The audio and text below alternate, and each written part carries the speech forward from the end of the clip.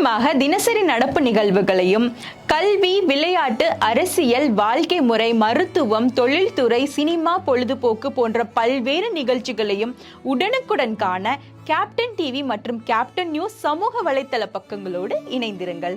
உங்கள் வணிகத்தை captain TV மற்றும் கேப்டன் நியூஸில் விளம்பரத்தின் மூலம் மேம்படுத்த விருப்பமா? உடனே கீழே கொடுக்கப்படும் எண்ணிற்கு தொடர்பு கொள்ளுங்கள்.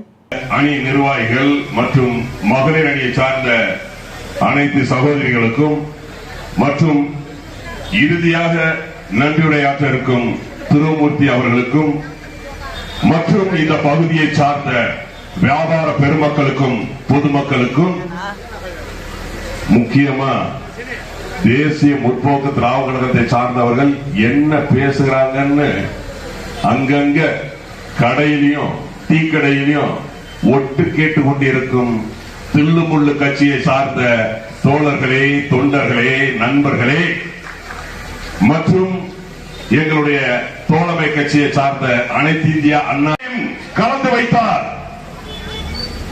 தண்ணீரை தவித்து பாறை பருகுகிறதோ, எப்படி காந்தமானது இரும்பு தூளையும் மரத்தூளையும் கலந்து வைத்தால் மரத்தூளை தவிர்த்து இரும்பு தூளை கவர்கிறதோ, அதுபோல என்னுடைய பேச்சில் நிறைய இருந்தா எடுத்துக்கங்க, குறை இருந்தா மன்னிச்சுங்க. இயன்றதை செய்வோம், இல்லாதவர்க்கு தமிழன் என்று சொல்லடா, தலை நிமிர்ந்து நில்லடா. புரட்சி கலைஞருடைய தாரக மந்திரம், வாழ்க புரட்சி கலைஞர். நெற்றிக்கண்ணை திறப்பினும் குற்றம் குற்றமே என்று கூறிய நக்கீரன் தோன்றிய மதுரை மாநகரத்தில் பிறந்து இன்றைக்கு கோயம்பேடு கோயிலில் தெய்வமாக இருக்கும் கேப்டன் இருக்கும் திசை நோக்கி வணங்கி என்னுடைய உரையை ஆரம்பிக்கிறேன். கடந்த நாடாளுமன்ற தேர்தலில் 40க்கு 40 நீங்க ஓட்டு போட்டுட்டீங்க. இந்த 40 பேரும் அங்க என்ன செய்ய போறாங்கிறத நீங்க பார்க்க போறீங்க. கடந்த சட்டமன்ற தேர்தலில் இவங்க என்ன சொல்லி வாக்கு வாங்கினாங்க அப்படிங்கறதும் உங்களுக்கு தெரியும். அதை பத்தி நான் அப்புறமா சொல்றேன். முதல்ல எங்களுடைய தலைவரை பத்தி நான் உங்களுக்கு சொல்லணும். கேப்டன் இன்றைக்கு இந்த மாதிரி ஒரு மனிதனை சினிமாவிலும் சரி, அரசியலும் சரி, வாழ்க்கையிலும் சரி இனிமேல் பார்க்கவே முடியாது. அப்படிப்பட்ட ஒரு மனிதன் எங்களுடைய தலைவர் கேப்டன் அவர்கள். அவரோட நான் முக்கியமா சினிமாவிலும் அவர் கூட பயணம் பண்ணியிருக்கிறேன், அரசியலிலும் அவர் கூட பயணம் பண்ணியிருக்கிறேன். அந்த மாதிரி ஒரு தலைவனை இனிமேல் பார்க்கவே முடியாது. வலதுகை கொடுப்பது இடதுகைக்கு தெரியாது. எனக்கு தெரிந்து சுமார் 1.5 கோடி பேருக்கு அவர் உதவி செஞ்சிருக்கிறார். எனக்கு தெரிஞ்சு தெரியாம எவ்வளவோ பேருக்கு உதவி செஞ்சிருக்கிறார். செஞ்சதை சொல்லி காட்ட மாட்டார். பசின்னு வந்தா முதல்ல உட்கார்ந்து சோறு, எதிரியா வந்தா கூட, அவன் எதிரியா இருந்தா கூட அவனுக்கு சோறு போடுவாரியா எங்க ஆளு. இன்றைக்கு இருக்கிறாரே இந்த முதலமைச்சர் திரு மு.க. ஸ்டாலின் அவர்கள், அவருக்கும் உதவி செஞ்சிருக்கிறார். அவருடைய அப்பா கலர் டிவி கலைஞர் அவர்களுக்கும் உதவி செஞ்சிருக்கிறார். அவருடைய திரு மு.க. ஸ்டாலினுடைய மகன் இருக்கிறாரே, இன்றைக்கு விளையாட்டுத்துறை அமைச்சரா விளையாட்டா இருக்கிறாரே, அவருக்கும் உதவி செஞ்சிருக்கிறார். திரு அழகிரி அவர்களுக்கும் உதவி செஞ்சிருக்கிறார். 96ல முதலமைச்சரா கலைஞர் வருவதற்கு காரணமே எங்களுடைய புரட்சி கலைஞர் தான். ஆனா என்றைக்குமே செஞ்சதை சொல்லி காட்ட மாட்டார். 1978 இனிக்கும் இளமை படத்தின் மூலமாக அறிமுகமானார். அவரை அறிமுகப்படுத்தியது ஒரு இஸ்லாமிய சகோதரர், டைரக்டர் M.A. காஜா அவர்கள். அவர் இந்த அளவுக்கு வருவதற்கு காரணம் திரு இப்ராஹிம் ராவுத்தர் அண்ணன் அவர்கள். அவர் சினிமாவில் வாய்ப்பு இல்லாமல் இருக்கும்போது திருப்பூரில் அவருக்கு உண்ண உணவு, உடுக்க உடை, இருக்க இடம் கொடுத்தது திருப்பூரை சார்ந்த இஸ்லாமிய சகோதரர் லிங் பாய் அவர்கள். சொல்லிக்கிட்டே போலாம். இன்றைக்கு தலைவர் அவர்கள் ஜாதி பார்க்க மாட்டார், மதம் பார்க்க மாட்டார். இன்றைக்கு தேசிய முற்போக்கு திராவிட கழகத்தில் மட்டும்தான் சிறுபான்மை அணி கிடையவே கிடையாது. மற்ற நீங்க எந்த கட்சியில போனாலும் அந்த அணி இருக்கும். ஜாதி பார்க்க மாட்டார், மதம் பார்க்க மாட்டார் எங்களுடைய தலைவர். கட்சி ஆரம்பிக்கும் போது சொன்னா 10ஓட 11 அத்தோட இது ஒண்ணுன்னா 71வது கட்சியா ஆரம்பிச்ச தேசிய முற்போக்கு திராவிட கழகம் கட்சி ஆரம்பிச்ச 6 வருஷத்துல எதிர்கட்சி தலைவரா வந்து உட்கார்ந்தார். முதல் சட்டமன்ற தேர்தலில் பாமக கோட்டைன்னு சொன்னானுங்க. பாமக கோட்டைன்னானுங்க. மாம்பழத்தோட கொட்டையை நசுக்கிட்டார்ல. 61,777 ஓட்டு வாங்கி 13,337 ஓட்டு வித்தியாசத்துல சட்டசபையில சிங்க மாதிரி வந்தாரு புரட்சி கலைஞர். கட்சி ஆரம்பிச்சு 6வது வருஷத்துல 70 வருஷ கட்சி திராவிட முன்னேற்ற கழகத்தை தூக்கி தூர அடிச்சுட்டாரு. 29 சட்டமன்ற உறுப்பினர், இவன் 23 தான். இன்றைக்கு இருக்கிற இந்த திரு மு.க. ஸ்டாலின் மாண்புமிகு முதலமைச்சர் கேப்டனும் அந்த அம்மையாரும் உயிரோட இருந்திருந்தா உங்களுக்கு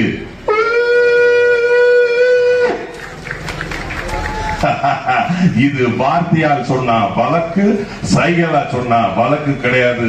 511 இந்தியன் பீனல் கோட். கேப்டன் அவர்கள் நல்ல உடல் ஆரோக்கியத்தோடும், அம்மையார் அவர்கள் உயிரோடும் இருந்திருந்தார் இன்றைக்கு திரு மு.க. ஸ்டாலின் அவர்கள் முதலமைச்சர் ஆயிருக்க முடியாது.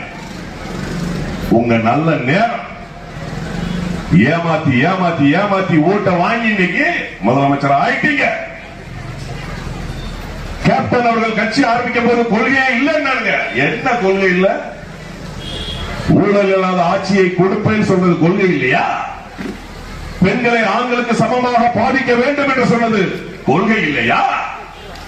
வீடு தேடி ரேஷன் பொருட்கள் வரும் சொன்னாரு.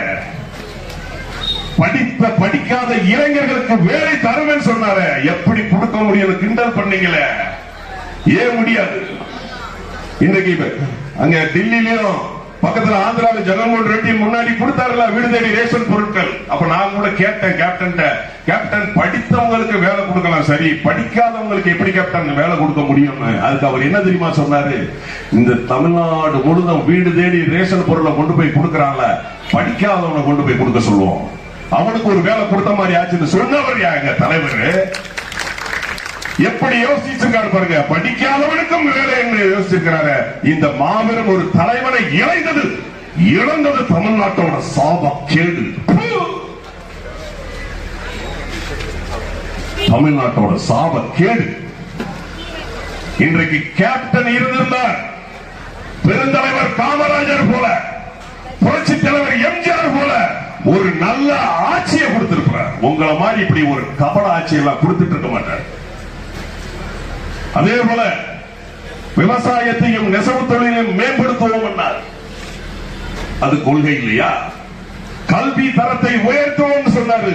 அது கொள்கை இல்லையா?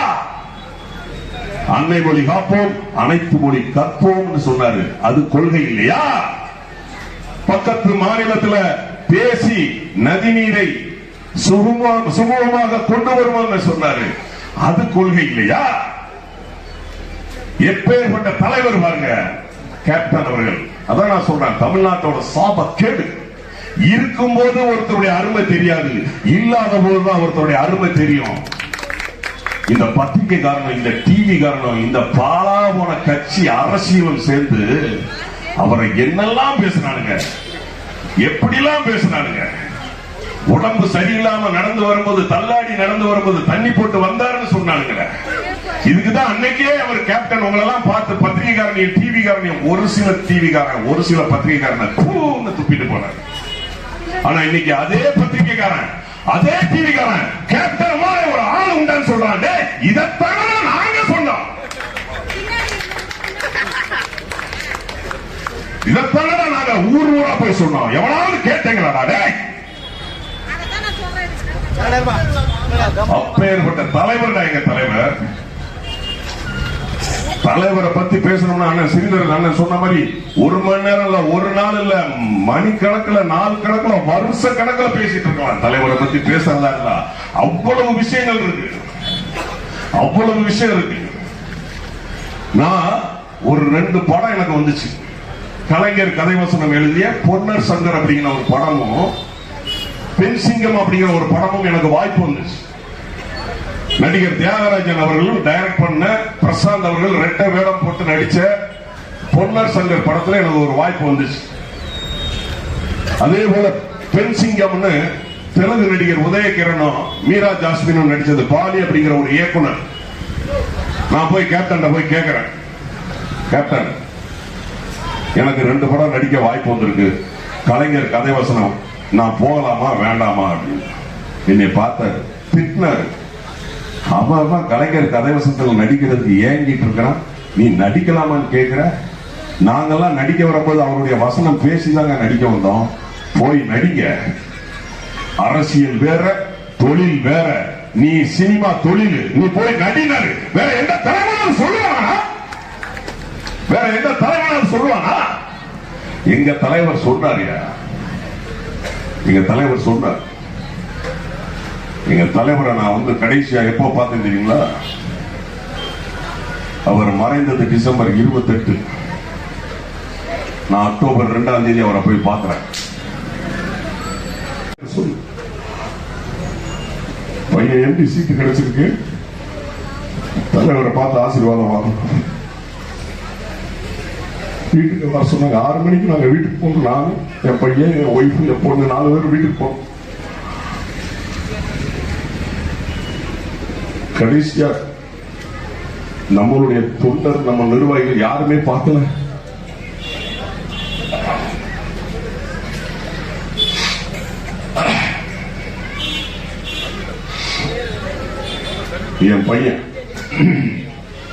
என் பையன் தலையில கைய வச்சு ஆசீர்வாதம் பண்ணார்.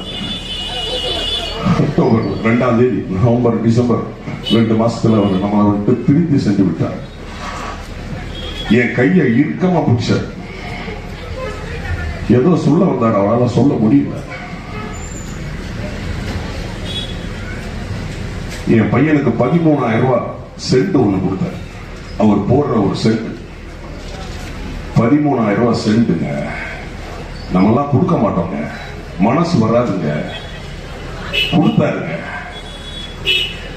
இந்த மாதிரி ஒரு தலைவன் பின்னாடி நம்ம பயணம் பண்றதுக்கு நம்மலாம் கொடுத்து வச்சிருக்கணும். நம்மலாம் கொடுத்து வச்சிருக்கணும். இந்த டீ கடையில உட்கார்ந்து அரசியல் பேசுவானுங்க.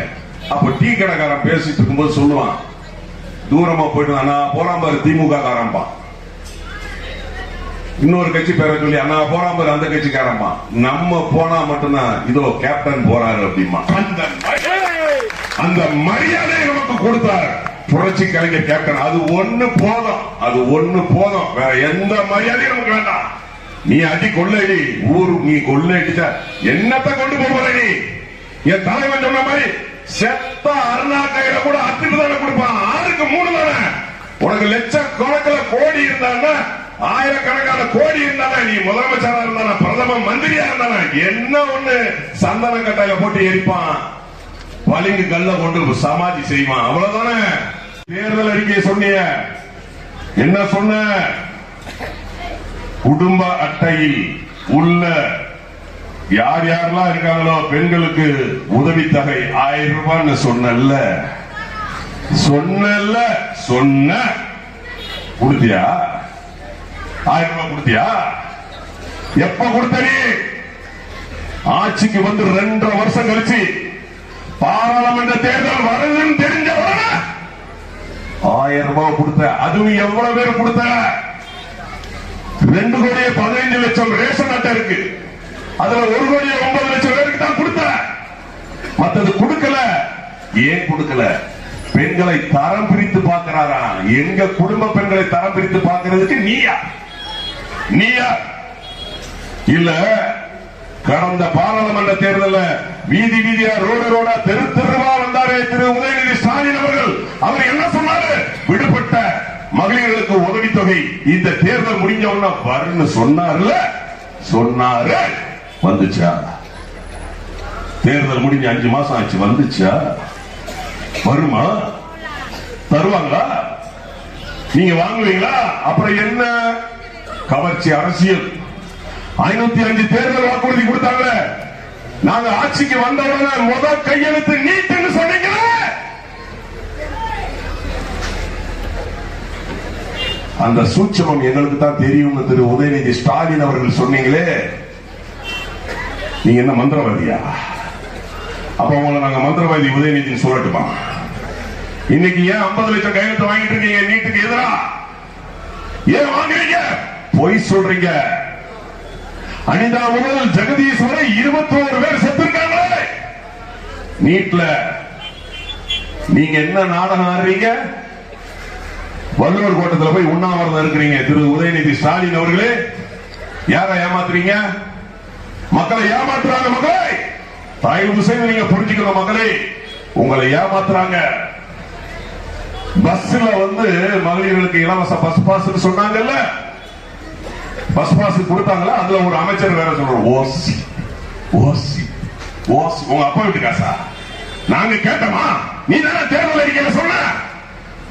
அதுவும் எப்படி மகளிர்களுக்கு ஒரு நாளைக்கு 2 பஸ் 3 பஸ் தான் வருது. அதுலயே அவன் கண்டக்டர் டிரைவர் திட்டு இருக்க. அதுவும் அந்த பஸ் ஓட்டா உடச்சல், மழை பெஞ்சா கீழே ஒழுகும். எப்படி வேலூர் பஸ் ஸ்டாண்ட்ல மழை பெஞ்சா அது ஒழுகிட்டு இருக்கோ அதே மாதிரி அந்த பஸ்ஸும் சரியில்லை. ஆனா மகளிருக்கு இலவசம் சொல்லிட்டு வீட்டுல இருக்கிற ஆண்கள்கிட்ட பைசாவை புடுங்குறான் பாருங்க. 5 ரூபா டிக்கெட்டா 10 ரூபா 15 ரூபா புடுங்குறான். இதெல்லாம் நீங்க புரிஞ்சுக்கணும். அப்புறம் ஏன் ஓட்டு போடுறீங்க? ஏங்க, இவர் எதிர்கட்சியா இருக்கும்போது ஒண்ணு பேசுவாரு, ஆளுங்கட்சியா இருக்கும்போது ஒண்ணு பேசுவாரு. இல்ல, எதிர்கட்சியா இருக்கும்போது மோடி வந்தாருன்னா கருப்பு கொடையை பிடிச்சிட்டு இருப்பாரு, கருப்பு பலூனை பார்க்க விடுவாரு. ஆளுங்கட்சி தலைவரா அமைச்சர் முதலமைச்சரா இருந்தாருன்னா வெள்ளை கொடையை பிடிப்பாரு.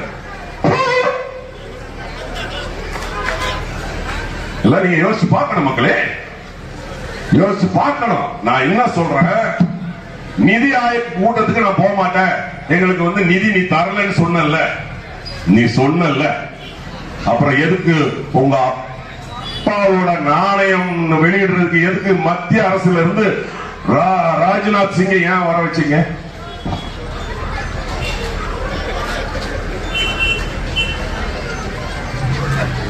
ஏன் வர வச்சீங்க? நீங்க உண்மையிலேயே சோத்துல உப்பு போட்டு திங்கிறவங்களா இருந்தா, இப்ப நாங்கெல்லாம் என்னன்னா அரிசி கொதிக்கும் போது அரிசியோட சேர்ந்தே நாங்க உப்பு போட்டுருவோம். எங்களுக்குலாம் உணர்வு ஜாஸ்தி. கேப்டனுடைய தொண்டர்களுக்கு, நிர்வாகிகளுக்கு ரொம்ப உணர்வு ஜாஸ்தி. உங்களை மாதிரிலாம் நன்றி கட்ட நயவஞ்சங்கள்லாம் கிடையாது. ஆளுங்கட்சி இப்ப மத்திய அரசோட அப்படியே கள்ள உறவு. கள்ள உறவு நான் சொல்ல மாட்டேன். சட்டமன்ற உறுப்பினருக்கும் மேயருக்கு இருக்கிற மாதிரி உறவுன்னு நான் சொல்ல மாட்டேன்.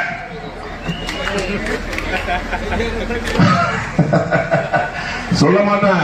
கள்ள உறவு. ஏன் அந்த கள்ள உறவு பிஜேபிக்கும் திமுகவும் இருக்கா இல்லையா? இருக்குன்னு நான் சொல்றேன். எப்படின்னு கேக்குறீங்களா?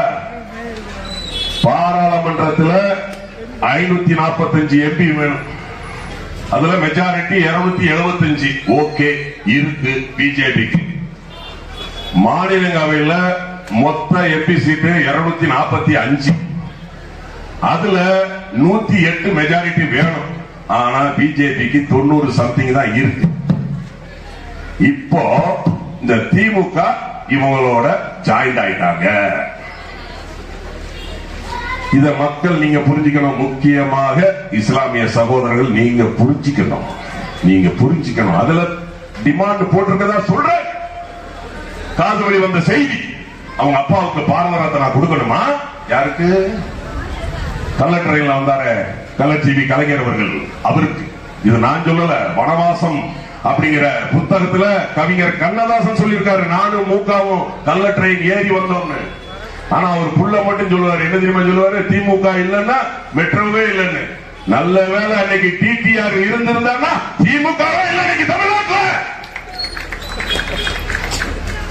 டிடிஆர் மட்டும் அன்னைக்கு அந்த ட்ரெயின்ல கள்ளத்துக்கு டிக்கெட்ல வந்த 2 பேரை பிடிச்சிருந்தாங்கன்னா இன்னைக்கு திமுகவே இல்ல. அப்போ அவங்களுக்கு 32 கமிட்டி இருக்கு பாராளுமன்றத்தில். 32 கமிட்டியில 20% தான் ஆளுங்கட்சி உறுப்பினர்கள், மிச்சம் 80% எதிர்கட்சி உறுப்பினர்கள். இந்த எதிர்கட்சி உறுப்பினர்கள் எல்லாம் சேர்ந்தாத்தான் ஒரு மசோதாவே ஒரு திட்டமோ அங்க பாஸ் ஆகும். இன்றைக்கு பிஜேபியோட இவங்க ஜாயிண்ட் அடிச்சுட்டாங்க. முத்தலாக் சட்டம் இன்றைக்கு என்ன ஆச்சு? இது வரைக்கும் அந்த சட்டத்தை வந்து யாருமே எதுவுமே பண்ணல. ஆனா இன்னைக்கு பிஜேபி வந்த உடனே உங்க சட்டத்தை எடுத்துட்டாங்களே, அதுக்கு உறுதுணையா போனது யாரு? திமுக தானே. பொது சிவில் சட்டம் உங்களுக்கு தெரியும் அன்பான இஸ்லாமிய சகோதரர்களே, பொது சிவில் சட்டம் என்னங்கிறது உங்களுக்கு தெரியும். பொது சிவில் சட்டத்தை இப்ப கொண்டு வர்றது பிஜேபி, அதுக்கு உறுதுணையா இருக்கிறது திமுக. அந்த அது பொது சிவில் சட்டம்னா என்ன அது உங்களுக்கு நல்லாவே தெரியும். வக்ஃப் வாரியம் சொத்துக்கள், உங்க சொத்துக்களை நீங்க ரெஜிஸ்ட்ரேஷன் ஆபீஸுக்கு போகாமலே நீங்க பண்ணுவீங்க, ரெஜிஸ்டர் பண்ணுவீங்க உங்களுடைய இது மூலமாக. ஆனா இன்னைக்கு எல்லாருக்கும் உண்டான போல நீங்களும் ரெஜிஸ்ட்ரேஷனுக்கு போகலாம். பொது சிவில் சட்டம். அதே போல CAA, citizenship amendment act, citizenship amendment act, CAA, இந்திய குடியுரிமை சட்டம். அந்த இந்திய குடியுரிமை சட்டம் என்ன சொல்லுது? இந்தியாவில் பிறந்தவர்களுக்கு இந்திய பிரஜை அப்படின்னு ஒரு முத்திரை கொடுக்கிறாங்க. ஆனா பாகிஸ்தான்ல இருந்தும் நேபாள், பங்களாதேஷ்ல இருந்து வரக்கூடிய மற்ற சமுதாயத்திற்கு 2014க்கு முன்னாடி அவங்க வந்தாங்கன்னா இந்திய பிரஜை கொடுக்கிறாங்க. முஸ்லிம் சமுதாயத்துக்கு கொடுக்கல, பிஜேபி கொடுக்கல. அதுக்கு துணையா இன்றைக்கு யார் இருக்கிறா? திமுக இருக்கு. ஏன் அப்ப நீங்க காலகாலமா ஏன் ஓட்ட போடுறீங்க? திமுகவுக்கு ஏன் ஓட்ட போடுறீங்க? இதான் என்னுடைய கேள்வி. ஏன் ஓட்டு போடுறீங்க? தயவு செய்து அதை மாற்றுங்க. இஸ்லாமிய சூழல் தயவு செய்து மாற்றுங்க. நீங்க உண்மையை புரிஞ்சுக்குங்க. அவன் நம்மளை வச்சு அவன் வந்து கொள்ளையடிச்சிட்டு இருக்கிறாங்க. 30,000 கோடி ரூபாய் கொள்ளைன்னு சொல்றான். யாரு? அந்த மந்திரி சபையில் இருக்கிற அமைச்சரே சொல்றாரு. நீங்க அந்த காதோடி செய்தி கேட்டிருப்பீங்க. பிடிவி பழனிவேல் தியாகராஜன் அவர்கள் 30,000 கோடி மாமனும் மச்சனும் கொள்ளையடிச்சான்னு சொன்னாங்கல்ல. நமக்கு ஓட்டுக்கு 300 ரூபாய் கொடுத்து அவன் 30,000 கோடி ரூபாய் கொள்ளையடிச்சிட்டு இருக்கிறான். மக்களே, கொள்ளையடிச்சிட்டு இருக்கிறான். அதனாலதான் சொல்றான் மக்களே, இதே மாதிரிதான் எல்லாம். இப்ப இங்க இருக்கிற திரு கதிர் ஆனந்த் அவர்கள் ஓட்டு கேட்க போகும்போது என்ன சொன்னாரு? எல்லாம் பளிச்சுன்னு இருக்கிறீங்களே, என்ன பான்ஸ் போட்டீங்களா, பவுடர் போட்டீங்களா, 1000 ரூபாய் வந்துச்சா? உங்க அப்பா வீட்டு காசா? அந்த 1000 ரூபாய் யாரு காசா? உங்க காசா? இல்ல நீங்க திட்டங்கள் எல்லாம் அறிவிக்கிறீங்களா, யாரு காசு? உங்க காசா? இல்ல நாங்க கேட்டோமா? இல்ல நீங்க இந்த திட்டத்தை அறிவிச்சு பேரை மட்டும் உங்க அப்பா பேர் வைக்கிறீங்க. கலைஞர் காப்பீட்டு திட்டம், கலைஞர் உரிமை தொகை. ஏண்டா பெருந்தலைவர் காமராஜர் அவர்கள் 1954 ஜூலை 15ஆம் தேதியில மதிய உணவு திட்டம் கொண்டு வந்தாரு. அவர் என்ன காமராஜர் திட்டம் கொண்டு வந்தாரு? முதலமைச்சர் திட்டம் தானே கொண்டு வந்தாரு? இல்ல புரட்சி தலைவர் எம்ஜிஆர் அவர்கள் ஜூலை 1ஆம் தேதி 1982 திருச்சியில பாப்பாரப்பட்டியில மதிய உணவு திட்டத்தை கொண்டு வந்தாரு. அவர் என்ன எம்ஜிஆர் திட்டம் கொண்டு வந்தாரு? முதலமைச்சர் மதிய உணவு திட்டம் தானே கொண்டு வந்தாரு. அது என்ன நீங்க மட்டும் உங்க அப்பா பேரெல்லாம் வச்சுட்டு இருக்கிறீங்க? யார் பணம்? யார் பணம்? எதுனாலும் நெல்லு வந்ததுனாலும் அதுல பேரு. அதெல்லாம் ரொம்ப அசிங்கங்க. நம்ம வயதானவர்களுக்கு தெரியுங்க. அஞ்சுகம்னு பேருங்க நெல்லுக்கு. ஒரு நெல்லுக்கு கருணான்னு பேருங்க, ஒரு நெல்லுக்கு பத்மான்னு பேருங்க, ஒரு நெல்லுக்கு அது சொன்னா கோவப்படுவாங்க திமுக. துணைவியாரு, மனைவியாரு, அது இதுல நிறைய இருக்கு. காவேரி பிரச்சனையில போய் இலங்கை பிரச்சனையில போய் பீச்ல போய் உட்கார்ந்தப்போ பார்த்திருப்பீங்க. தலைமாட்டில் ஒண்ணு, கால் மாட்டில் ஒண்ணு, அந்த மாட்டில் ஒண்ணு, இந்த மாட்டில் ஒண்ணு. அப்புறம் கனரக தாக்குதல் முடிஞ்சிச்சு அப்படின்னு எந்திரிச்சு போயிட்டாரு. அது இருக்கு, நிறைய இருக்கு. அப்போ இவங்க எல்லாம் ஏமாத்து அரசியல் பண்றாங்க. திரு கதிர் ஆனந்த் அவர்கள் இந்த தொகுதிக்கு, இந்த பகுதிக்கு என்ன செஞ்சார்? நீங்க யோசனை பண்ணி பாருங்க. அதே போல இந்த சட்டமன்ற உறுப்பினர் திரு கார்த்திகேயன் அவர்கள் என்ன செஞ்சார்? கொஞ்சம் யோசனை பண்ணி பாருங்க. கொஞ்சம் யோசனை பண்ணி பாருங்க. இல்ல பக்கத்துல காட்பாடி ஐயாவோட தொகுதி கேட்டா எனக்கு எல்லாம் தெரியும், எல்லாம் தெரிஞ்ச ஏகாம்பரம் அப்படின்பாரு. அது நம்ம சீனியர், அதுல மாற்று கருத்தே கிடையாது. எங்களால நான் இன்னும் ஒரு தடவை கூட சட்டமன்றத்துக்கு உள்ள போக முடியல. நீங்க ஒரு 12 தடவை 13 தடவை உள்ள போயிட்டீங்க. யாரா இருந்தாலும் அவங்களுக்குன்னு ஒரு அனுபவம் இருக்கும், உங்களுக்குன்னு ஒரு அனுபவம் இருக்கு. ஆனாலும் உங்க காட்பாடி தொகுதியில புறம்போக்கு நிலத்தை 200 ஏக்கரை பட்டா போட்டு வித்தது யார்? தசம்ங்கிற பகுதியில தேவாலயத்துக்கு பக்கத்துல 6 ஏக்கர் பட்டா போட்டது யார்? அப்புறம் அந்த யூனிவர்சிட்டிக்கு பின்னாடி புறம்போக்கு ஏரியில 8 ஏக்கர் பட்டா போட்டது யார்? அங்க ரிஜிஸ்டர் பண்ணது யார்? 262 பத்திரம் போலியா ரிஜிஸ்டர் பண்ணிருக்கிறீங்களே, இது யார் போட்டது? நித்யானம்ங்கிற ஒரு ரிஜிஸ்ட்ரார் போட்டு கொடுத்திருக்கிறார். அவர் லீவ்ல போனதுக்கு அப்புறம் சிவகுமார் இருந்திருக்கிறார். 262 பத்திரம் போலியா போட்டிருக்கிறீங்க. இதுக்கு காரணம் யார்? அதுல அந்த பதிவுத்துறையோட சட்டம் 178 விதிப்படி, 178 சட்டம் விதிப்படி 160 பத்திரங்களை கேன்சல் பண்ணிட்டாங்க. இன்னும் மீது இருக்கிற பத்திரத்தையும் கேன்சல் பண்ண போறாங்க. அதுல அந்த நித்யானந்தம் அப்படிங்கிற ஒரு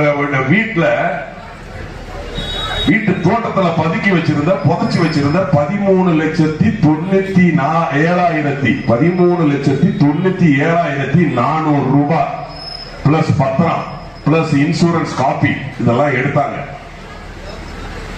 கவுன்சிலர் அன்பு அப்படிங்கிறவர்கிட்ட 1,35,000 ரூபாய் புடுங்கினாங்க.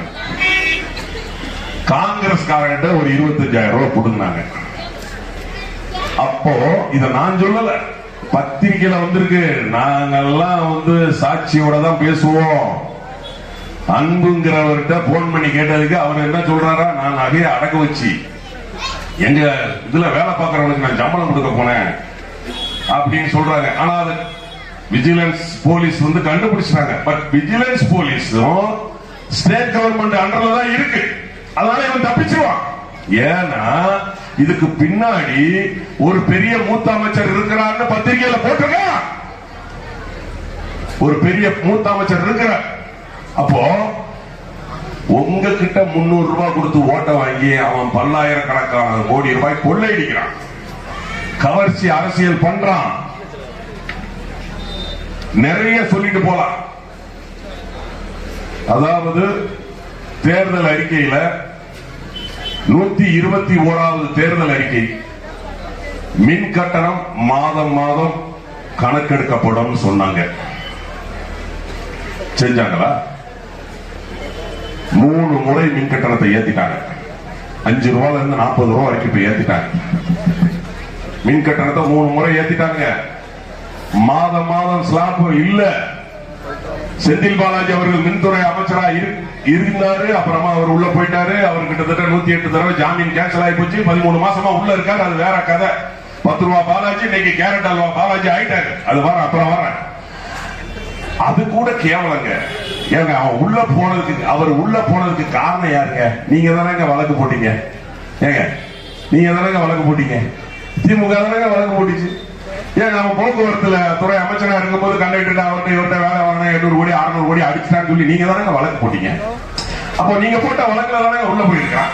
அப்ப நீங்க அவனை எப்படி அமைச்சரா ஆக்கலாம்? அவரை எப்படி நீங்க அமைச்சரா ஆக்கலாம்?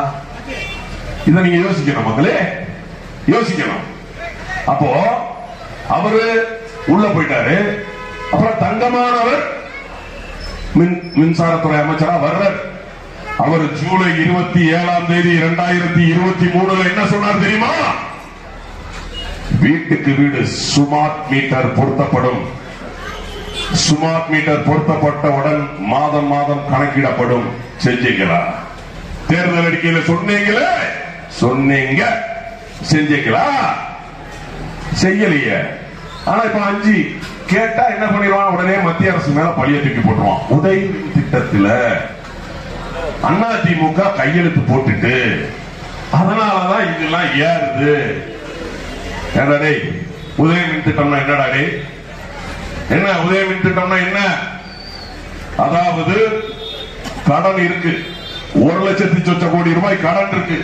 அந்த கடனை 75% ஸ்டேட் கவர்மெண்டும் 25% சென்ட்ரல் கவர்மெண்டும் அடைக்கணும்னு இருக்கு. இது நம்பர் 1. நம்பர் 2, நீ உற்பத்தி செய்யும் மின்சாரத்தை உற்பத்தி விலைக்கே நீ கன்சியூமருக்கு கொடுங்கறான். நம்பர் 2. நம்பர் 3 என்ன சொல்றான் தெரியுமா? மின்சாரத்தை ஃபீடர்ஸ் பாதையை தனித்தனியாக உருவாக்கி அனுப்புங்கிறான். எப்படி சொல்றான்? ஃபேக்டரிக்கு 1, விவசாயத்துக்கு 1, வீட்டுக்கு 1ன்னு பிரிச்சு கொடுங்கறான். அது போக 4வது பாயிண்ட் ஒன்று சொல்றான். உதய மின் திட்டத்தில் என்ன தெரியுமா சொல்றான்? பழைய மோட்டார்லாம் மின்சக்தியை அதிகமா பயன்படுத்துது, நீ மோட்டாரெல்லாம் தூர எடுத்துட்டு அதிக திறன் கொண்ட மோட்டாரா மாட்டுங்கிறான். உதய மின் திட்டம், இதுதான் உதய மின் திட்டம். ஆனா ஊனா இவன் சொல்லிடுவான், அதிமுக மத்திய அரசு, அதிமுக மத்திய அரசு கையாளாதவன் அப்படித்தானே சொல்லுவான். நம்மளும் பும்பும்காரன் மாட்டுக்காரன் மாடு தலையாட்டின மாதிரி ஆட்டிக்கிட்டு இருக்கிறோம். அதெல்லாம் நீங்க புரிஞ்சுக்கணும். இல்ல நான் சொல்றேன், இது கேவலங்க. இந்த அரசாங்கம் டார்கெட் வைக்குதுங்க. எதுக்கு டார்கெட் வைக்குது? டாஸ்மார்க் அதுக்கு டார்கெட் வைக்கிறான். போன வருஷம் 48,000 கோடி, இந்த வருஷம் 53,000 கோடி வைக்கணும், விற்கணும். அத விக்கலன்னா அவன் சஸ்பெண்ட். பொங்கலுக்கு 400 கோடி வித்துச்சு, தீபாவளிக்கு 460 கோடி வித்துச்சு. அதை விட கேவலம், சாராயம் குடிச்சு செத்தா 10 லட்சம் ரூபாய் கொடுக்கறான். கள்ள சாராயம் குடிச்சு செத்தா 10 லட்சம் ரூபாய். அதே சாராயத்தை நீ வித்து நாங்க குடிச்சிட்டு வண்டி ஓட்டி போனா 10,000 ரூபாய் ஃபைன். என்னடா டேய்?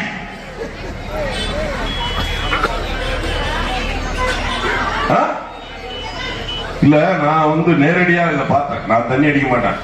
நான் டீ டோட்டல்ல டீ, காபி, பீடி, சிகரெட், அசைவம், தண்ணி எதுவுமே கிடையாது. நான் என் ஃப்ரெண்ட்ஸ் கூட ஒரு தடவை கேட்க போயிருக்கிறேன். கேட்கறாங்க டாஸ்மார்க்ல ஃப்ரெண்ட் எல்லாம் தண்ணி அடிச்சுட்டு இருந்தாங்க. நான் அந்த சைட்ல ஸ்நாக்ஸ் எல்லாம் சாப்பிட்டு இருந்தேன். அப்போ ஒருத்தர் பெயிண்டர் வந்தான். பெயிண்ட் சட்டையும் டவுசர்லயும் ஒரே பெயிண்ட். அவன் வந்தான், ஒரு வாட்டர் வாங்கினான். இப்படி அடிச்சான், இப்படி அடிச்சான், பின்னாடி அடிச்சான். தண்ணி ஊத்தல ஒண்ணு ஊத்தல, அப்படியே பாட்டில திறந்து அப்படி அடிச்சான். இத மத்தியில் இருக்க ஒரு போலீஸ்காரர் பார்த்துட்டு இருக்காரு. மத்தியில் இருந்த போலீஸ்காரர் பார்த்துட்டு போன் பண்றாரு. நான் இதெல்லாம் வாட்ச் பண்ணிட்டு இருக்கேன். என்ன சொல்றாரு? TN02 AW 2638 TVS ஊட்டியில ஒருத்தன் வர்றான், தண்ணி அடிச்சுட்டு வர்றான். போன் பண்றாரு. அவன் TVS ஊட்டி எடுத்துட்டு போறான். நானும் பின்னாடியே ஃப்ரெண்ட பைக்கை வாங்கிட்டு நானும் பின்னாடியே போறேன். அடுத்த சிக்னல்ல நிப்பாட்டு, வாய ஊதுங்கிறான் இன்னொரு போலீஸ். தண்ணி அடிச்சிருக்கிறான், 10,000 ரூபாய் ஃபைனை கட்டுங்கிறான். ஏண்டா டேய், விக்க சொல்றது நீதானடா, குடிக்க சொல்றது நீதானடா, ஃபைனை கட்டுறது நீதானடா, டாஸ்மார்க்கை இழுத்து மூடுடா. டாஸ்மார்க்கை இழுத்து மூடு. சட்டமன்ற உறுப்பினர், இந்த பகுதியை சார்ந்த சட்டமன்ற உறுப்பினர் ஆகட்டும், காட்பாடியை சார்ந்த சட்டமன்ற உறுப்பினர் ஆகட்டும், இந்த பகுதியை சார்ந்த பாராளுமன்ற உறுப்பினர் ஆகட்டும், நீங்க ஆம்பளையா இருந்தீங்கன்னா, நீங்க மீச வச்ச ஆம்பளையா இருந்தா உங்க முதலமைச்சர்கிட்ட போய் டாஸ்மார்க்க மூடிட்டு இந்த அரசாங்கத்தை நடத்த சொல்ல நான் இந்த மீசை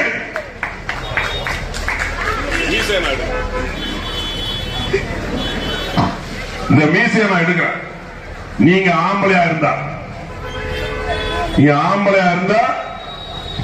இதெல்லாம் டாஸ்மார்க்க மூடிட்டு இந்த அரசாங்கத்தை நடத்த சொல்லுங்க. இந்த சாராயத்தை கொண்டு வந்தது யார்? கலைச்செல்வி கலைஞர் அவர்கள். எப்போ? 1972 ஏன் கொண்டு வந்தார்? 1970 கோயம்புத்தூர்ல ஒரு பொதுக்கூட்டம் போட்டாரு. அதை பற்றியும் ஐயா துரைமுருகன் அவர்கள் சட்டமன்றத்தில் பேசியிருக்கிறார். ஐயா துரைமுருகன் அவர்களே, நாங்கெல்லாம் ஆதாரத்தோட தான் பேசுவோம். துரைமுருகன் அவர்களே, நீங்க சட்டமன்றத்தில் என்ன பேசுனீங்க? டாஸ்மார்க்ல சரக்கு கிக்கு கம்மியா இருக்கு, அதனாலதான் கள்ளச்சாராயத்தை குடிக்கிறான்னு யார் சொல்றா? இந்த பகுதியை சார்ந்த உங்க அமைச்சர் சொல்றார். இருக்கு, எல்லாத்துக்கும் ஆதாரம் இல்லாமலாம் இல்ல. தமிழகத்தில் பூரண மதுவிலக்கு என்பது முதலமைச்சரின் விருப்பம். நீ சொல்லியிருக்கிறீங்க சட்டமன்றத்தில் எத்தனாம் தேதி கூட எனக்கு தெரியும், அதுல கடைசியில நீங்க சொல்லியிருக்கிறீங்க டாஸ்மார்க்ல கிக் இல்ல, அதனாலதான் நாங்க கள்ளச்சாராயத்தை குடிக்க சொல்றோம். நாங்க ஒரு சட்டமன்றத்தில் இப்படியாங்க பேசுறது ஒரு அமைச்சர்? மொத்த மது வகைகள் எத்தனை தெரியுமா? குறைந்த ரகம் 43, நடுத்தர ரகம் 49, அதிக கூடுன ரகம் 128, 35 பீர் வகைகள், 13 ஒயின், 128 எலைட் சரக்கு, கொஞ்சம் காஸ்ட்லி சரக்கு. இது 70ல இவர் மத்திய அரசை நிர்பந்தப்படுத்துறார். என்ன நிர்பந்தப்படுத்துறார்? திரு கலாச்சிவி கலைஞர் அவர்கள், அதாவது மற்ற ஸ்டேட்ல எல்லாம் சாராயம் வித்துட்டு இருக்கிறா, எனக்கு சாராயம் வித்தா தான் இங்க நிதி வரும் அப்படின்னு சொல்ற. கோயம்புத்தூர்ல ஒரு கூட்டம் போடுறாரு, தொண்டையில பிடிக்கும், அங்க ஒரு கூட்டம் போடுறாரு. அதுல என்ன தெரியுமா சொல்றாரு? சுற்றி எரியும் நெருப்பு வளையத்திற்கு மத்தியில், சுற்றி எரியும் நெருப்பு வளையத்திற்கு மத்தியில், கொளுத்தப்படாத கற்பூரமாக மத்தியில் தமிழ்நாடு இருக்குது அப்படின்னு. அப்ப அவன் சென்ட்ரல் கவர்மெண்ட் சொன்னா போனா போய் வித்து தொலையான்ட்டான். அன்னைக்கு சாராய கடையை 72ல ஆரம்பிச்சாரு. மே 19ல ஐயா எம்ஜிஆர் அவர்கள் 1983ல அதிகாரப்பூர்வமாக டெண்டர் விட்டு சாராய கடையை ஆரம்பிச்சாரு. 91ல இந்த அம்மையார் கொண்டு வந்தாங்க. 2001ல டாஸ்மார்க் அப்படின்னு கொண்டு வந்தாங்க. டாஸ்மார்க் இல்ல, TASMAC, Tamil Nadu state marketing council அது பேர். அதுல பாத்தீங்கன்னா மொத்தம் ஒரு 6000 சொச்ச கடை இருக்கு தமிழ்நாடு முழுதும். ஒரு 30,000க்கு மேல வேலை பார்க்கறான். ஒரு 43 கிடங்குகள் இருக்கு. இது ஹெட் ஆபீஸ் எங்கன்னா எக்மோர்ல. அதுக்கு ஒருத்தர் சீஃப் இருக்காரு, அவருக்கு கீழே 5 பேர் இருக்கிறான். அந்த 5 பேருக்கு அச்சீவ்மெண்ட் அவன் யாருன்னா ஐஏஎஸ் ஆபீசர். அதான் கேவலம். ஐஏஎஸ் ஆபீசரை விற்க சொல்றாங்க. அவன் சொல்றான், ஏப்பா சேலத்துல இவ்வளவு வந்துட்டுப்பா ஒரு ஐஏஎஸ் ஆபீசர், அப்புறம் மதுரையில எப்ப கம்மியா இருக்குப்பா, சேலத்துல மட்டும் அதிகமாயிட்ட. யாரு சொல்றா? IAS officer. என்ன வேலை பார்த்துட்டு இருக்கிறாங்க பாருங்க ஐஏஎஸ் ஆபீசர். அப்போ இந்த டாஸ்மார்க்கை இழுத்து மூடு. இன்னைக்கு அவர் கூடயே இருந்துட்டு எல்லா சுகத்தையும் அனுபவிச்சுட்டு இன்னைக்கு ஒருத்தர் வெளியே வந்துட்டார். யாரு உங்களுக்கு தெரியும்? மது ஒழிப்பு மாநாடுன்னு சொல்லிட்டு ஒருத்தர் வந்துட்டார். ஆனா 10 வருஷம் கூட இருந்து எம்எல்ஏ எம்பியா இருந்து எல்லாத்தையும் அனுபவிச்சுட்டு, இல்ல நான் கேக்குறேன், பெரிய சமூக சீர்திருத்தவாதின்னு சொல்றல, நீ வேங்க வெயில மரத்தை கலந்தான்ல உன் ஆள் இருக்கிற இடத்துல, நீ என்ன இது வார்த்தையால் சொன்னா வழக்கு, செய்கையால் சொன்னா வழக்கு கிடையாது. திரு திருமாவளவன் அவர்களே, நீங்க வேங்க வயல்ல தண்ணி தொட்டில மலத்தை அவன் கலந்த போது இருந்தீங்களா? இன்னைக்கு நாடகம் ஆடுறீங்க. எல்லாம் அரசியல் பண்றாங்க, எல்லாருமே அரசியல் பண்றாங்க. அரசியல் பண்ணாத ஒரே தலைவர் நம்ம தலைவர் தான். நாங்க யாரெல்லாம் நடிகர் நினைச்சோமோ அவங்கெல்லாம் அரசியல் தலைவரா இருந்தாங்க. நாங்க யார அரசியல் தலைவர் நினைச்சோமோ அவர் நடிகரா இருந்தார். நம்ம தலைவர் நடிக்க தெரியாதவர். சினிமாவில் வேணா நடிப்பாரு, நாங்களும் சினிமாவில் நடிப்போம். ஆனா வாழ்க்கையில நடிக்கவே மாட்டோம். யார மாதிரி? உங்கள மாதிரி, திரு மு.க. ஸ்டாலின் மாதிரி, திரு கலைஞர் மாதிரி, திரு உதயநிதி மாதிரி நாங்கெல்லாம் நடிக்க மாட்டோம். வாழ்க்கையில நடிக்க மாட்டோம். வாழ்க்கையில நடிக்கவே மாட்டோம். திரு உதயநிதி ஸ்டாலின் அவர்களே, 12/4/2023 நீங்க அமைச்சரா பதவியேற்ற உடனே 173 தொகுதிக்கு மினி ஸ்டேடியம் கொண்டு வரேன்னு சொன்னீங்க. கொண்டு வந்தீங்களா? ஏமாத்துறீங்க.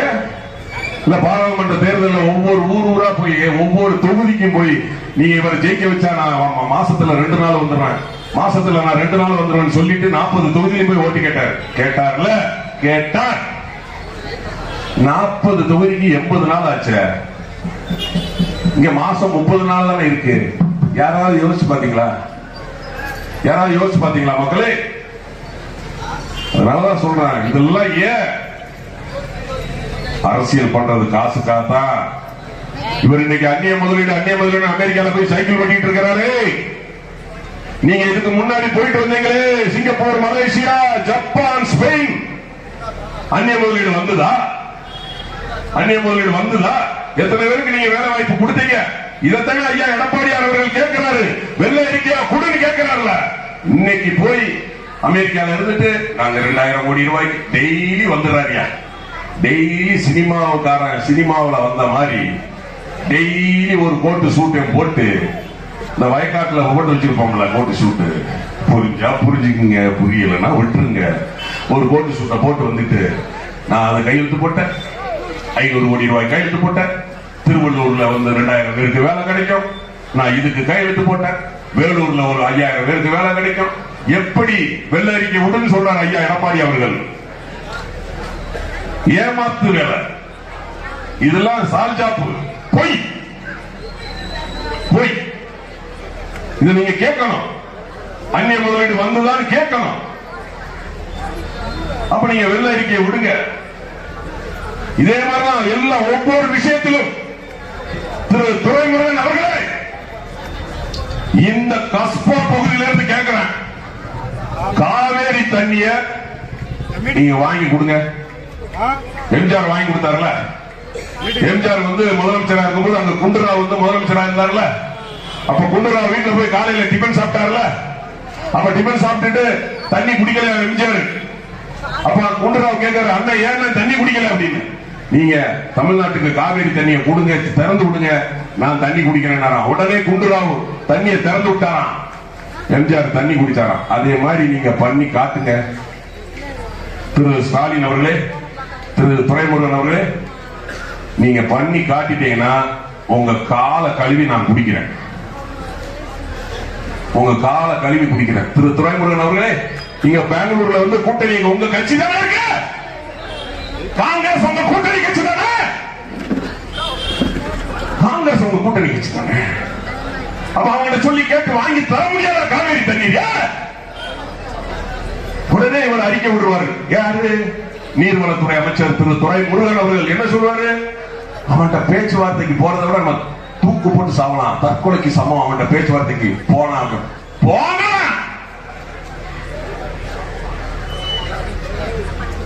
போங்க, தூக்கு போட்டு சாவுங்க. ஏற ஏமாத்திட்டு இருக்கிறீங்க, ஏற ஏமாத்திட்டு இருக்கிறீங்க. இன்னைக்கு தமிழ்நாடு முழுதும் மணல் கொள்ளை. எங்கு போகுது அந்த பணம்? கனிம கொள்ளை. எங்கு போகுது அந்த பணம்?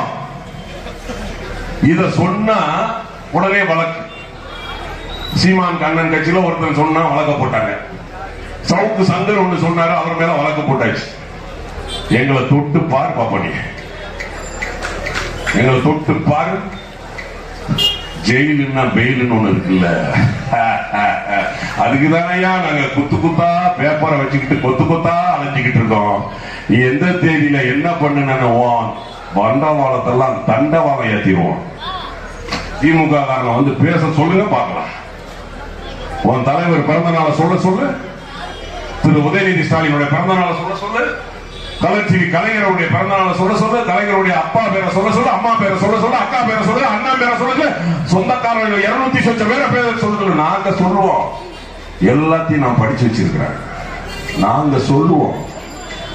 அதே மாதிரி நீ எத்தனை வருஷம் நீ சென்ட்ரல்ல இருந்த, எத்தனை வருஷம் ஸ்டேட்ல இருந்த, அதையும் நாங்க சொல்லுவோம். 17 வருஷம் சென்ட்ரல்ல இருந்த, இப்ப ஸ்டேட்ல கிட்டத்தட்ட வந்து கிட்டத்தட்ட ஒரு 30 வருஷமா இருக்கிற. இந்த சமயத்துல நீங்க என்ன செஞ்சீங்க கேட்டா, நான் வந்து காலை சிற்றுண்டி உணவு கொடுத்தேன், புதுமை பெண் திட்டம் கொடுத்தேன், தோப்புதல்வன் திட்டம் கொடுத்தேன். இல்ல நான் கேட்கிறேன், அந்த அம்மா தாலிக்கு தங்கம்னு கொடுத்தாங்க. படித்த பட்டதாரி பெண்ணுக்கு தாலிக்கு தங்கமும் 50,000 கொடுத்தாங்க. பிளஸ் 2 படிச்ச பெண்ணுக்கு அந்த அம்மையார் 25,000 4 கிராம் தங்கமும் கொடுத்தாங்க. அந்த அம்மையார் பெண்களுக்கு நிறைய செஞ்சாங்க.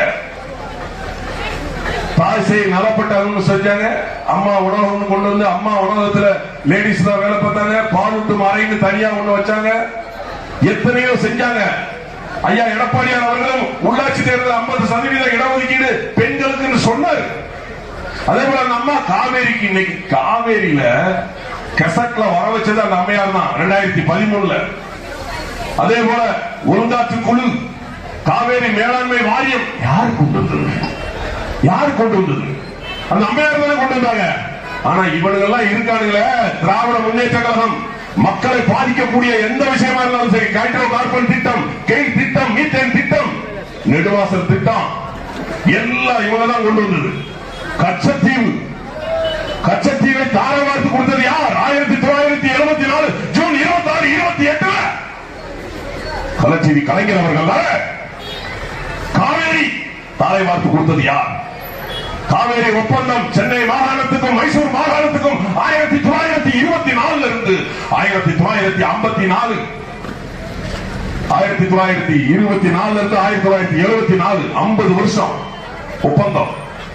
1924 இருந்து 74 வரைக்கும். அப்ப 74 இந்த ஒப்பந்தத்தை ரினிவல் பண்ணணும். யார் பண்ணல? கலாச்சாரி கலைஞர் அவர்கள் பண்ணல. இன்னைக்கு என்ன யார்கிட்ட நடிக்கிற நீ? என்ன நடிக்கிற நீ? பிபி சிங் காலத்துல அவங்க காவிரி ஒழுங்காற்றக்குள்ள அதெல்லாம் கொண்டு வந்து 295 டிஎம்சி கொடுங்க, அப்புறம் 410 டிஎம்சி கொடுங்க, அப்புறம் இப்போ காவிரி ஒழுங்காற்றுக்குழு 1 டிஎம்சி தண்ணி கொடுக்கறாங்க. ஆனா இதுக்குள்ள இவனுங்க அனைத்து வச்சு கூட்டத்தை போடுவான். எப்ப போடுவான் தெரியுமா? அங்க கர்நாடகாவில் மழை பெஞ்சுக்கிட்டு இருக்குல்ல, அப்ப போடுவானுங்க இங்க கூட்டத்தை. எப்படினாலும் அங்க ஆனா ரெம்பிடம் தண்ணியை திறந்து விடுவானுங்க. இவ்வளவு உடனே சீனை போடுவானுங்க. நாங்க கூட்டத்தை கூட்டி நாங்க பேசிட்டோம், தண்ணி வந்துடும். ஏண்டா டேய், நீ பேசாம இருந்தா கூட தண்ணியை திறந்து விட்டுருவாடா, இல்லன்னா அங்க ஆனா உடஞ்சு அங்க கர்நாடகா க்ளோஸ் ஆயிருந்தா. டேய் ஏமாத்துறாங்க. தயவு செய்து புரிஞ்சுக்கணும் மக்களே, ஏமாத்துறாங்க. எல்லாத்திலையும் ஊழல். ஒரு நாளைக்கு முட்டை 70 லட்சம் முட்டை வாங்குறானுங்க. 70 லட்சம் முட்டையில ஊழல். தமிழ்நாடு ஸ்டேட் கார்பரேஷன் பஸ் இருக்கு பாத்தீங்களா, அது கிட்டத்தட்ட 21,700 பஸ் இருக்கு. 8 கோட்டம், 21 மண்டலம். ஒரு நாளைக்கு 80 லட்சம் கிலோமீட்டர் இருந்து 1 கோடி கிலோமீட்டர் போகுது. அவ்வளவு பஸ்ஸும். அந்த பஸ்ஸுக்கு ஒரு நாளைக்கு 18 லட்சம் லிட்டர் டீசலும் 20 லட்சம் லிட்டர் டீசல் சுமார் ஊத்துறாங்க. அதுலயும் ஊழல். அரசு துறை 54 அத்தனையும் ஊழல். எல்லாத்திலையும் ஊழல், ஊழல், ஊழல், ஊழல். விண்ணிலும் ஊழல், மண்ணிலும் ஊழல். வீரான திட்ட குழாயிலிருந்து விஞ்ஞானம் ஸ்பெக்ட்ரம் வரைக்கும் பல்லாயிரக்கணக்கான கோடி ரூபாய் ஊழல். மண்ணிலும் ஊழல், விண்ணிலும் ஊழல். வீட்டு வசதி வாரியத்தில் ஊழல், மேம்பாலத்தில் ஊழல், சக்கரை கொண்டு வந்தா சக்கரை ஊழல், 2G ஊழல், வீரான திட்ட ஊழல், எல்லாத்திலும் ஊழல். ஊரக வளர்ச்சி துறையிலும் பல்லாயிரக்கணக்கான கோடி ரூபாய் ஊழல். எல்லாமே ஊழல். 300 ரூபாய் நமக்கு கொடுத்துட்டு அவன்கிட்ட கேட்க முடியாது. அவன்கிட்ட போய் கேட்டா நீ தான் ஓட்டுக்கு காசு வாங்கிக்கேமா. 300 ரூபாய் கொடுத்துட்டு அவன் 30,000 கோடி 3 லட்சம் கோடி அடிச்சுக்கிட்டு இருக்கான். தயவு செய்து மக்களை புரிஞ்சுங்க. ஆனா வாங்கிக்கீங்க, வாங்கிக்கீங்க. நம்ம பணம், நம்ம வயிற்று அடிச்ச பணம், ஊரடிச்சு உலக போட்ட பணம் ஆண்டவன் எழுதி வச்சிருக்கான். மக்கள்கிட்ட கொள்ளையடிச்ச பணம் மக்கள்கிட்டே வரணும். அந்த ஆண்டவன் எழுதி வச்சிருக்கான். இந்த பணத்தை எப்ப கொடுத்தாங்க தெரியுமா? கலாச்சாரி கலைஞர் அவர்கள், பெருந்தலைவர் அவர்கள் ஓட்டுக்கு நிற்கும் போது முதலாக 2 ரூபாய் 1 ரூபாய் கொடுத்தார். அறிஞர் அண்ணா அவர்கள் வேண்டான்னு சொன்னார். அறிஞர் அண்ணா அவர்கள் எப்பொழுதுமே அண்ணா ரொம்ப ஸ்ட்ரெயிட், வேண்டாம்னு சொல்லுவார். ஏன் கேட்டீங்கன்னா, அறிஞர் அண்ணா இருக்கிற வரைக்கும் சாராய கடை வரல. அதுக்கு முன்னாடி காமராஜர் இருக்க வரைக்கும் சாராய கடை வரல. பக்தவச்சலம் இருக்கும்போது வரல. குமாரசாமி ராஜா இருக்கும்போது வரல. ஓமந்தூரார் இருக்கும்போது வரல. ராஜாஜி இருக்கும்போது வரல. சாராயம் எப்ப வந்தது? கலைஞர் இருக்கும்போது தான் வந்தது. அண்ணா துறை ஓட்டுக்கு காசு கொடுக்காதனாரு. ஆனா இவர் சொன்னாரு, அண்ணா உங்களுக்கு தெரியாது, காமராஜரை தோக்கடிக்கணும்னா நம்ம ஓட்டுக்கு காசு கொடுக்கணும் அப்படின்னு. திரும்பியது கலாச்சாரம் திருமங்கலத்தில், திரும்பியது கலாச்சாரம் திருமங்கலத்தில். எதனால?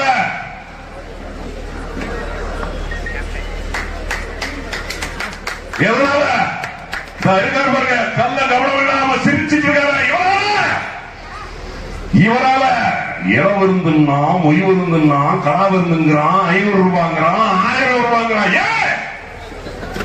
நம்ம தலைவர் இடைத்தேர்தல் அங்க நின்னாரு. அதனால இன்னைக்கு மக்களுக்கு ஓட்டுக்கு பணம் இல்ல, யாரோ அங்கேயும் உங்களுக்கு புரட்சி கலைஞர் தான் உதவி பண்ணிட்டு இருக்காரு.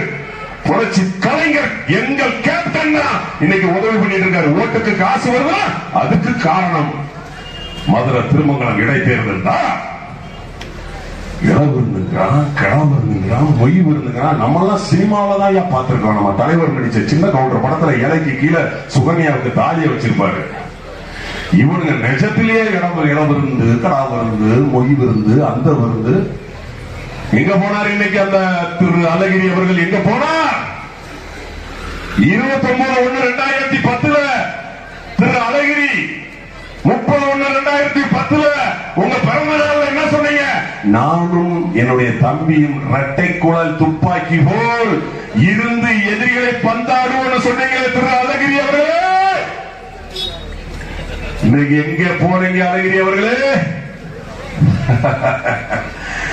கண்ணு கட்டிய தூரம் எதிரிகளே இல்லைன்னு சொன்னீங்க. இன்னைக்கு உன் கூட்டணியில இருக்கிறவனே உனக்கு எதிரி ஆயிட்டானே. உன் கூட்டணியில் இருக்கிறவனே எதிரி ஆயிட்டானே. 2 எம்பி சீட்டு கேட்டான், 3 எம்பி சீட்டு கேட்டான், 2 தனி தொகுதி, ஒரு பொது தொகுதி, 3 தொகுதியை கொடுத்திருந்தா இன்னைக்கு மது ஒழிப்பு மாநாடு நடத்திருப்பாரா அவரு? இல்ல, எங்க போனீங்க இவ்வளவு நாள்? மது ஒழிப்பு மாநாடு நடத்தல. நீங்க கூட்டணி கலரும், எல்லா கூட்டணியும் கலரும். பாருங்க, 2026 தேசிய முற்போக்கு திராவிட கழகம் எங்க கூட்டணி அமைக்குதோ அதுதான் அங்க ஆளுங்கட்சியா இருக்கும். நிச்சயமாக தேசிய முற்போக்கு திராவிட கழகம் அண்ணா திராவிட முன்னேற்ற கழகத்தோட இருக்கும். திமுகவில் இருந்து நிறைய கட்சிகள் வெளியே வரும். தயவு செய்து அப்போவாவது நீங்க ஓட்டு போடும் போகும்போது, ஓட்டு சாவடிக்கு போகும்போது ஒரு கணம் யோசிச்சு, ஒரு கணம், ஒரே ஒரு நிமிஷம் அப்படி யோசிச்சு பார்த்துட்டு, நல்ல தலைவர்கள் யார், நல்ல கூட்டணி எது, நல்ல கட்சி எதுன்னு பார்த்து ஓட்டு போடுங்க. இந்த கூட்டணிக்கு ஓட்டு போடுங்க. ஒரு மாற்றத்தை உருவாக்குங்க. தயவு செய்து நீங்க சொல்ற மாற்றம் வரணும். அந்த மாற்றம் உங்க விரல் நுனியில் இருக்கு. அந்த மாற்றத்தை நீங்க உருவாக்குங்க. வாக்காளர் பெருமக்களே, தயவு செய்து நீங்க கண்மூடித்தனமாக உதயசூரியனுக்கு போய் ஓட்டு போடாதீங்க. நான் வரும்போது ஒரு இஸ்லாமிய சகோதரர்கிட்ட கேட்டேன். நான் ஒரு படம் நடிச்சேன், திருப்பாச்சின்னு ஒரு படம். அதுல பாத்தீங்கன்னா ஒரு வசனம் பேசுவேன். விஜய் சார ஆடு வெட்டுற மாதிரி அப்படி கட்டி வச்சுட்டு, பேசாம ஊருக்கு வந்தமா போனமா இல்லாம வீணா எங்க ஊரு கோயில் விஷயத்துல எங்க ஆத்தாளுக்கு ஒரு ஆளை வெட்டுறது ஒண்ணுதான், 10 ஆளை வெட்டுறது ஒண்ணு புடிச்சு கேட்டுக்கா அப்படின்னு ஒண்ணு. பக்கத்துல ஒரு ஃப்ரெண்டு பெஞ்சமின் அண்ணா இருப்பாரு. அவரு பாட்டு பாடுவார், அல்லாஹு அக்பர் அப்படின்னு பாட்டு பாடுவார். அப்ப நான் கேட்பேன், தம்பி நீங்க முஸ்லீம்களா அப்படின்னா, ஆமாம்பர். நல்ல வேலை சொன்னீங்க தம்பி, ஊருக்குள்ள முஸ்லீமும் நாங்களும் அண்ணன் தம்பி மாதிரி பழகிட்டு இருக்கிறோம். வீணா உங்களை வெட்ட போய் ஒரு பிரச்சனை வர பார்த்தது, டேய் தம்பிகளை அவுத்து விட்டுக்கடா அப்படின்னு சொல்லுவாங்க திருப்பாச்சி. தயவு செய்து நான் உங்க சொந்தக்காரனா சொக்காரனா கேட்கிறேன். ஏன்னா திருநெல்வேலியில நாங்க மாமா மச்சான் தான் சொல்லுவோம். இஸ்லாமிய எனக்கு சொந்த ஊர் திருநெல்வேலி. இஸ்லாமிய சகோதரர்களை மாமா மச்சான் தான் பேசுவோம். நீங்க கூட நினைக்கலாம் திமுக கபட நாடகம் ஆடிக்கிட்டு இருக்காங்க. தயவு செய்து அதை புரிஞ்சுங்க. எங்க கட்சியிலும் இருக்கிறாங்க. மாமா அலிஜான் இருக்கிறாரு, எங்க மாமா அக்பர் ஒருத்தர் இருந்தாரு, இன்னைக்கு தவறிட்டாரு. மாமா நிஜாமுதீன் இருக்கிறாரு. நிறைய இஸ்லாமிய சகோதரர்கள் பதவியில் இருக்கிறாங்க. ஏன்னா எங்க தலைவருக்கு அப்படிதான், இஸ்லாமியர்னா அவர் உயிர். எங்க கேப்டனுக்கு அப்படி ஒரு உயிர் அவங்க மேல. தயவு செய்து நீங்க புரிஞ்சுக்கீங்க. திமுக ஏமாத்திக்கிட்டு இருக்காங்க, கபடம் நாடகம் ஆடிக்கிட்டு இருக்காங்க. அவங்க எல்லா விஷயத்திலுமே, இலங்கை தமிழர் பிரச்சனையிலும் அப்படித்தான், மீனவர் பிரச்சனையும் அப்படித்தான், கச்சத்தீவு பிரச்சனையும் அப்படித்தான். கச்சத்தீவு யாரு தாரை வார்த்து கொடுத்தாங்க அது உங்களுக்கு சொல்லிட்டேன். காவேரியும் அப்படித்தான். எல்லாத்தையுமே அதே மாதிரி நம்பிக்கை துரோகி யாருன்னு கேட்டீங்கன்னா அவர்தான்.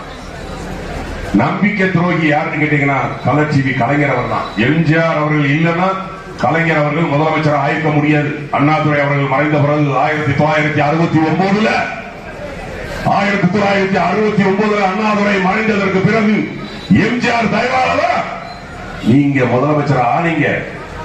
அந்த எம்ஜிஆர் 1971 குண்டடிப்பட்டு இங்க கட்டு போட்டு உங்களுக்காக ஊர் ஊரா ரத்தம் வாங்கி எடுத்து ஓட்டு கேட்டாரே, அந்த எம்ஜிஆருக்கு ஒரு அமைச்சர் பதவி நீங்க கொடுக்கல. எம்ஜிஆர் கணக்கு கேட்டார். 72 வெளியில வந்தாரு. அக்டோபர் 10 அண்ணா திராவிட முன்னேற்ற கழகம் ஒரு கட்சி ஆரம்பிச்சார். அக்டோபர் 18 1972 அனைத்து இந்திய அண்ணா திராவிட முன்னேற்ற கழகம் அதிகாரப்பூர்வமா ஒரு கட்சி ஆரம்பிச்சார். மருதூர் கோபாலமேனன் ராமச்சந்திரன் தட்டிஸ் எம்ஜிஆர். மருதூர் எம்ஜிஆர் பிறந்த ஊரு, கோபாலமேனன் எம்ஜிஆர் தந்தையார் பேரு ராமச்சந்திரன் எம்ஜிஆருடைய இயற்பெயர். எம்ஜிஆர் அவர்கள் 1977 ஜூன் 30 முதலமைச்சரா பதவி ஏற்றார். டிசம்பர் 24 1987 மறைந்தார். கிட்டத்தட்ட 9 வருஷம் திராவிட முன்னேற்ற கழகம் ஒண்ணும் பண்ண முடியல. எம்ஜிஆர் அவ்வளவு செஞ்சிருக்கிறார் மக்களுக்கு. நான் சொல்லிட்டே போலாம். எம்ஜிஆர் முதலமைச்சர் ஆனவன முதல் கையெழுத்து 7.5 லட்சம் குடிசைகளுக்கு இலவச மின்சாரம், 3114 வழித்தடங்களை உருவாக்கி பஸ் போகாத இடத்துக்கு பஸ் கொடுத்தார். கர்ப்பிணி விதவை பெண்களுக்கு மாதந்தோறும் பென்ஷன் கொடுத்தார். படித்த இளைஞர்களுக்கு மாதந்தோறும் பென்ஷன் கொடுத்தார். முதியவர்களுக்கு பென்ஷன் கொடுத்தார். சொல்லிட்டே போலாம். அதே போல பெருந்தலைவர் காமராஜர் அவர்களும் அப்படித்தான். இன்னைக்கு தமிழ்நாடு ஓரளவு நல்லா இருக்குன்னா, கல்வியிலும் விவசாயத்திலும் தொழிலும் நல்லா இருக்குன்னா அதுக்கு காரணம் பெருந்தலைவர் காமராஜர். வைகை, மணிமுத்தாறு, ஆலியாறு, ஆரணியாறு, பவானி, மேட்டூர் ஒரு 11 டேம் கட்டினார். சின்ன டேம் நிறைய கட்டிருக்காரு. பெரிய டேம் 11 டேம் கட்டினார். தொழிற்சாலைகள், விவசாயம், கல்வி கண்ணை திறந்தது நம்முடைய பெருந்தலைவர் காமராஜர் அவர்கள். இந்த எம்ஜிஆரும் காமராஜரும் விட்ட பணியை எங்களுடைய கருப்பு எம்ஜிஆர் செஞ்சிருப்பார். அதை நீங்க செய்ய உடல.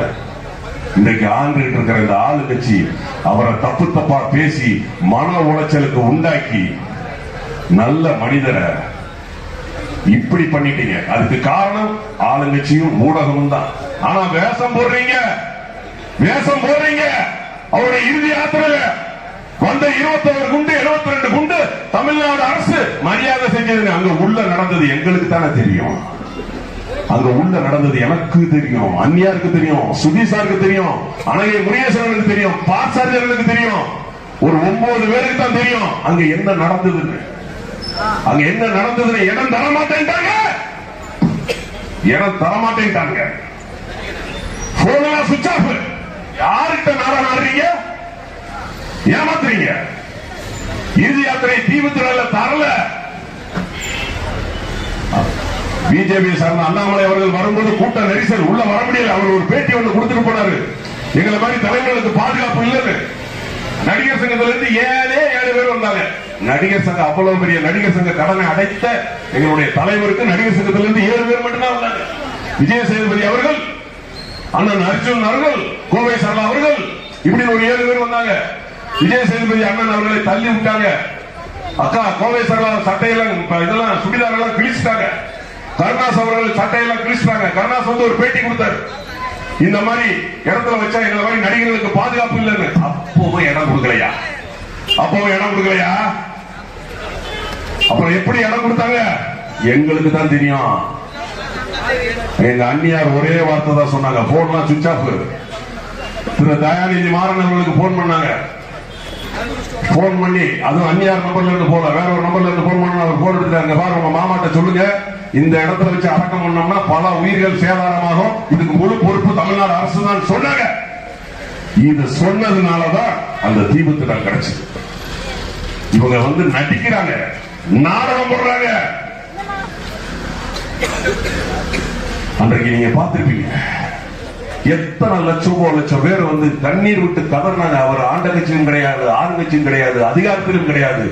ஆனா மக்கள் உங்களுடைய மனதில் ஒவ்வொருத்தருடைய நெஞ்சிலும் குடியிருந்தார். எங்களுடைய புரட்சி கலைஞர், எங்கள் ஆசான் சொக்க தங்கம் கேப்டன் அவர்கள்.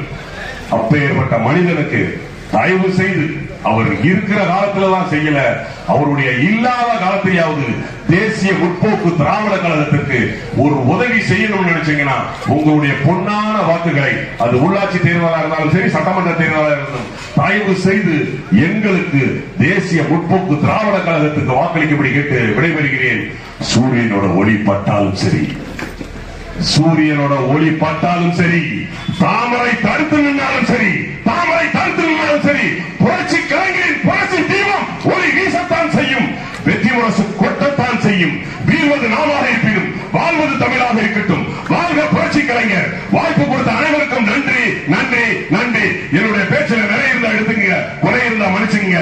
நன்றி, வணக்கம்.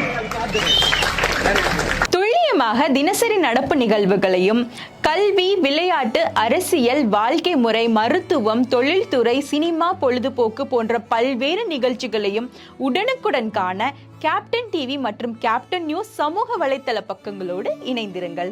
உங்கள் வணிகத்தை கேப்டன் டிவி மற்றும் கேப்டன் நியூஸில் விளம்பரத்தின் மூலம் மேம்படுத்த விருப்பமா? உடனே கீழே கொடுக்கப்படும் எண்ணிற்கு தொடர்பு கொள்ளுங்கள்.